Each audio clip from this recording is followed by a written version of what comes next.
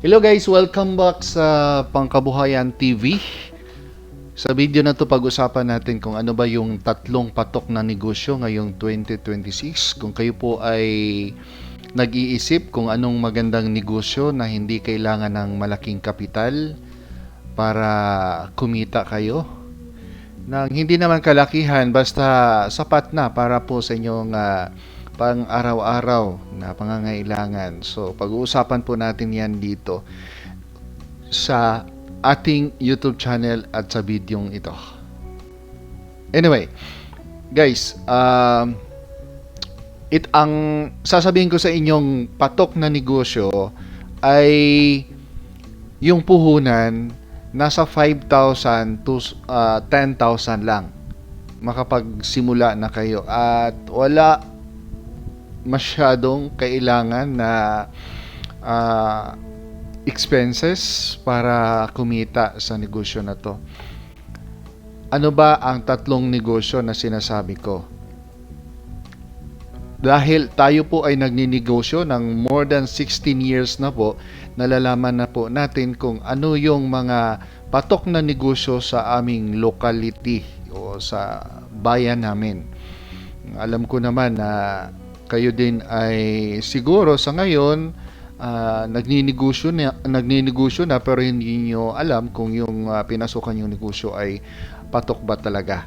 Na mula noon hanggang ngayon still marami pa rin ang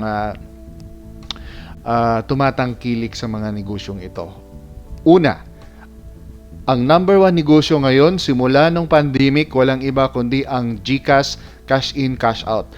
Kami mismo, ako mismo ang makapagpatibay na itong negosyo na to ay mula pa noong pandemic napakalakas na. In fact, kami po sa aking may bahay, ang aming pong shop, although marami na po ang kakompetensya namin, maraming nag-cash in cash out sa paligid, pero still sa bayan namin kami pa rin ang number one. Marami po ang features or pwedeng gawin sa GCash cash in cash out. So maggawa na lang po ako ng separate video about po sa GCash cash in cash out kung ano po ba ang makapag-maximize na inyong kita sa business na yan. Oo. Dahil ngayon hindi na kailangan ng mayroon kang pwesto. Pero advantage pa rin pag mayroon kang shop or mayroon kang pwesto. Pero kahit nasa bahay, kahit online nga, pwede. Pero mag-ingat lang sa mga, alam nyo na, marami po ang nananamantala ngayon. Pero so far, number one talaga ang GCash cash in cash out. Pangalawa, ano pa ang magandang negosyo ngayong taong 2026? Walang iba po ang loading business. So matagal na, bago pa ang pandemic, ang loading business ay patok pa rin. Although marami na ngayon ang mga e-wallet, mga mobile banking na nag-o-offer din ng loading features, pero iba pa rin yung traditional. Tinutukoy ko po yung traditional, meaning mayroon kang sariling retailer SIM.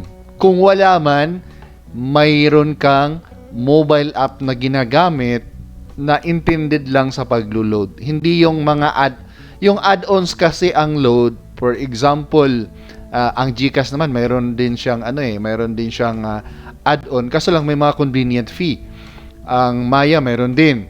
Ang iba't ibang mga digital bank mayroon ding mga loading app, loading features, pero mayroong mga convenient fee or mayroon ng mga promo pero babawi naman, limited time lang.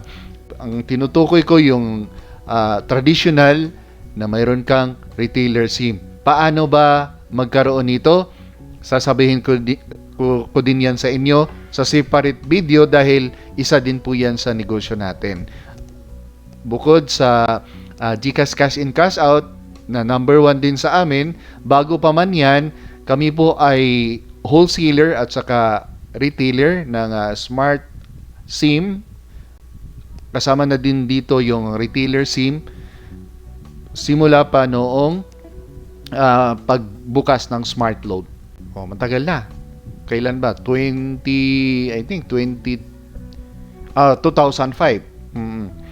Then, ang pangatlo, same as usual yung sari-sari store. Pero sa sari-sari store na tinutukoy ko, yung hindi yung yung grocery lang. Ngayon, ang sari-sari store kasi ngayon ay marami ng add-on. Nandyan na yun yung piso wifi, nandyan na din yung kasama na din yung GCash cash in cash out at loading business. Yun yung pangatlo. Parang yung pangatlo ay naka all-in-one na. Yung sa amin tinatawag namin daltan, dala na tanan, dala na lahat. So, yung tatlong business na yan ay patok na patok sa 2026. Kung ikaw ay walang shop, wala kang pwesto, pwede kang mag-cash in, cash out ng GCash. Yun yung number 1. Then, kahit wala kang shop din, wala kang pwesto, pwede ka rin magbenta ng load. Pwede online, pwede din. Ang cash in, cash out sa GCash at saka yung loading business ay madadala mo siya kahit saan. Madadala mo siya anywhere you go. Pero yung pangatlo, yung sari-sari store, kailangan mo talaga ng pwesto sa bahay man or mayroon kang inuupahang pwesto. Pero siguraduhin mo pag mayroon kang inuupahan or nangungupa ka lang, siguraduhin mong malakas yung benta mo sa isang specific na lugar dyan sa inyo.